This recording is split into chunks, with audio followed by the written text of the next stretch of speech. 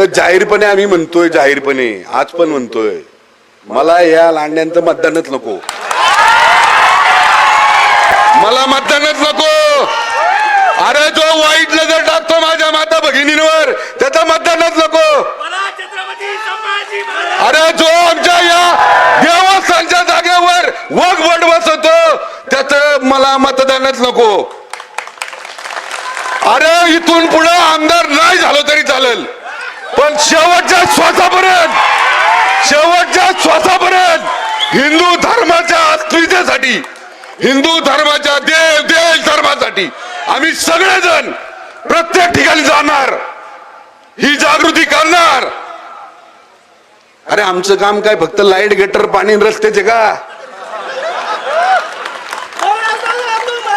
आम्ही आमच्या सुविधा केव्हा देऊ, आम्ही आमच्या सुविधा केव्हा देऊ जेव्हा आमच्या धर्मातला प्रत्येक घटक सुरक्षित राहील त्यावेळेस देऊ।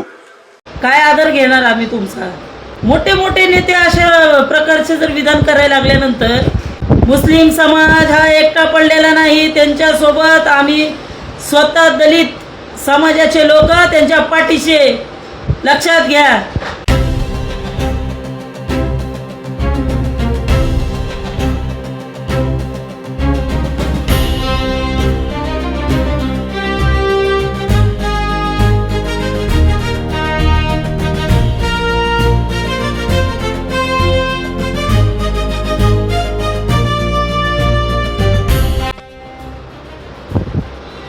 जय भीम, जय संविधान, नमो बुद्धाय। आज नवीन मुद्दा जे 4 दिवसापासून अहिल्यानगरमध्ये घडलेला प्रकार आहे। भाजपचे आमदार महेशदादा लांडगे यांच्या विधानामुळे जे पुणे शहराचं वातावरण भंग झालेलं आहे त्याच्या निषेधार्थी 2 शब्दच बोलून रिकामं होणार आहे। जे महेशदादा लांडगेंनी मुस्लिम समाजावर जे टिप्पणी केलेली आहे, एक घाणेरडं विधान केलेलं आहे, तर महेशदादा लांडगेंना ह्या लाईव्हच्या माध्यमातून आमचं सांगायचं तात्पर्य असं आहे की दादा, हा देश संविधानिक आहे, संविधानाच्या तत्वावर चालणारा देश आहे। आपण ठरवू शकत नाही की ह्या भारतामध्ये मुस्लिम समाज हा काहीच नाही असं आपल्या विधानातनं दिसतं। म्हणजे आपण म्हणताय की मुस्लिम समाजाचे मतदान नको आहेत, मला मी आमदार नाही झालो तरी चालेल। काही सोशल मीडियावर आपले जुने फोटो व्हिडिओ व्हायरल होतात, त्या फोटोच्या आधारे मी स्वतः ह्या गोष्टीचा तुम्हाला जाहीर निषेध करतो तुमच्या तीव्र शब्दामध्ये माझ्या। आणि महत्त्वाचा विषय असा आहे, आता रमजानचा महिना आहे, ह्या रमजानच्या महिन्यामध्ये सगळे हिंदू मुस्लिम हे सगळे एकोप्याने राहतात आणि त्यांनी त्यांच्या कार्यक्रमांमध्ये देखील आमच्यासारख्या कार्यकर्त्यांना हिंदू मुस्लिम हे सगळे एकत्रित असतात। परंतु तुमच्या ह्या विधानामुळे शहराचं वातावरण गढूळ झालेलं आहे। आपण ठरवू शकत नाही, आपण म्हणता की हिंदू राष्ट्र आहे, हे हिंदू राष्ट्र जरी तुमच्या नजरेत असलं तरी आम्ही संविधानाला मानणारा वर्ग आहे। आमचा हा देश संविधानिक आहे, संविधानाने चालतो। आणि आमच्या डॉक्टर बाबासाहेब आंबेडकरांनी ही घटना लिहिली आणि घटना लिहिता असताना ह्या घटनेमध्ये जे जे लोक होते ते प्रत्येक जाती धर्माचे लोक होते। आपण ठरवू शकत नाही, तर आम्हाला असं का वाटतं की आम्ही सगळे धोक्यात आहोत। भाजप, RSS हे लोक आता पहिलं पाटणीवरनं वार करायचे, आता समोर येऊन वार करतात। सरळ तुम्ही तुमच्या भाषणामध्ये हे जाहीर केलेलं आहे। तुमच्या एका भाषणामुळं खूप तणावाचं वातावरण निर्माण झालेलं आहे। मागच्या 15 दिवसांमागे तुमचे काही भाजपचे कार्यकर्ते काँग्रेस भवनावर देखील जाऊन त्यांनी असाच तेढ निर्माण केलेला आहे। ते कुठं थांबत नाही की आपण दुसरं विधान करून सेम फडणवीस साहेबांच्या हातावर हात मारला। काही कळे नाही आम्हाला की आपल्या लोकांच्या मनात चाललंय काय। आपण जे टार्गेट केलेलं आहे ह्या 2-3 समाजाला धरून, हे कुठेतरी आपण थांबवावे। भाजपच्या तमाम कार्यकर्त्यांना सांगेल, महाराष्ट्र हा खूप शांतीने जगलेला महाराष्ट्र आहे, ते गढूळ करू नका। शांतता ठेवा. हे मुस्लिम पाकिस्तानवरून आलेले नाही आहे, हे आपल्या भारतातले मुस्लिम आहेत. आणि यांनी शिवाजी महाराजांसोबत देखील त्यांच्या खांद्याला खांदे लावून मावळे म्हणून काम केलेला हा मुस्लिम आहे. इतिहास आम्हाला पण माहिती आहे, आम्ही पण इतिहास वाचतो. म्हणून आम्हाला तुम्हाला काही दुसरं बोलायचं नाही आहे. आपण आपल्या पदाचा गैरवापर करताय. अहो, घेतली जीभ लावली टाळायला, अशा काही गोष्टी आपल्याला शोभत नाही आहे. आपण एका पक्षाचे एक आमदार आहात. तुमच्याकडे बघून पुढचा समाज तुमचा काय शिकवण घेणार आहोत? दोन जातीमध्ये सरळ सरळ दिसतंय आम्हाला कशा प्रकारे आपण हिंदू मुस्लिममध्ये वाद लावताय. आम्हाला आमच्या जीवाची पर्वा नाही आहे. किंवा तुम्ही जरी आम्हाला कोणी धारेवर धरले, तुमचे लोक असतील काही हिंदुत्ववादी, तरी आम्हाला फरक पडणार नाही.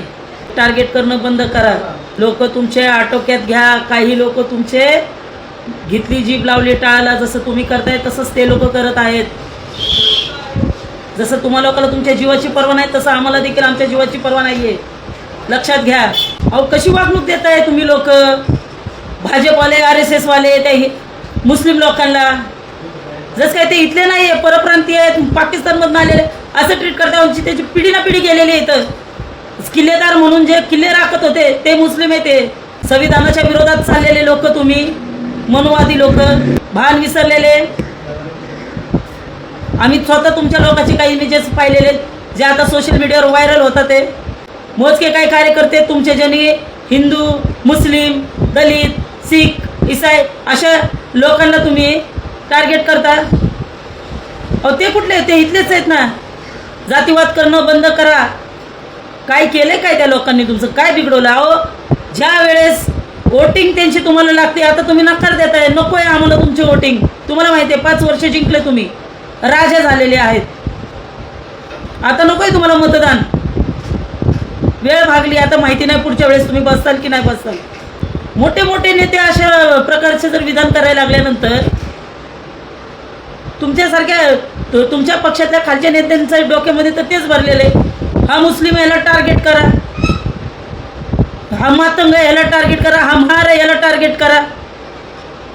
अहो, बस झाले तुमचे आता हे हल्ले आमच्यावर. मुस्लिम समाज हा एकटा पडलेला नाही. त्यांच्यासोबत आम्ही स्वतः दलित समाजाचे लोक त्यांच्या पाठीशी. लक्षात घ्या. काय तुम्ही लावली हुकुमशाही? अहो, लोकशाही संपवली. पैशाच्या जीवावर सगळे निवडून आलेत, तरी आमच्या डोळे घालून बघताय तुम्ही लोक. अहो, तुम्ही लोक बॅलेट पेपरवर इलेक्शन लढवून दाखवा. बॅलेट पेपरवर आम्ही लिहून देतो. सत्ता कुणाची असेल तुम्ही बघताल. दलित मुस्लिम शिवाय तर तुमच्या लोकांचं पान हलत नाही. खूप मोठी शोकांतिका आहे.